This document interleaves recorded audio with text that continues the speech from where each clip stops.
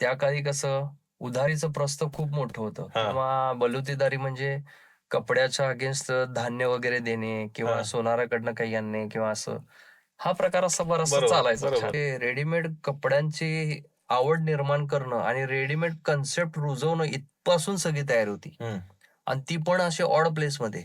Mainly कस्टमरला काय असतं, की एक विश्वास, हम्म. एक समाधान, एक आपुलकी आणि जी आफ्टर सेल सर्व्हिस आणि त्याच्यासाठी लागणारी जी गॅरंटी आहे. तू बघितलं असेल, तू दिल्लीला गेलास, हं, तू राजस्थानला गेला असशील, हं. मग हे बेंगलोरला गेलो, बेंगलोरला गेला. अहमदाबाद आहे, हा इंदोर आहे हा किंवा अगदीच उल्हासनगर आहे. हा मग हे कोण सांगितलं तुला? सारखं फिनिशिंग आणि मुंबईमध्ये काय मिळत नाही असं नाही. बरोबर.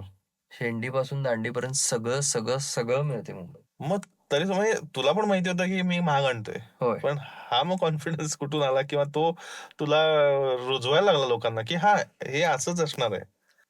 कुठेही असं नाही की हा प्रॉब्लेम नाहीये. आणि तू बरोबर. बरोबर मूळ मुद्द्यातच हात घातलाय सर. Labour problem. ऍक्च्युली माझं बॉर्न बेबीपासनं अगदी पट्ट्याच्या पायजमापर्यंत, प्लेन पायजमापर्यंत असं सगळं, सगळं, सगळं मी ठेवलंय. त्यावेळी कसं व्हायचं लगेच मग त्यांनी फोन लाव. तिथनं लँडलाईन असायचा. त्यांनी फोन लाव. काकांशी बोल. मग ते काकांचा दरारा, वडिलांचा दरारा, मग ते बोलला. मग ते बोलल्यानंतर जसं म्हणतील तसं ते करावंच लागायचं. कारण गरजेचं आहे. 18 महिने ते 36 महिने हा अतिशय तुमच्या हा म्हणतात ना पिरियड का प्रोबेशन पिरियड तसा तसं करायला शर्तीचा पाहिजे. काळ असतो तो. अतिशय शर्तीचा काळ.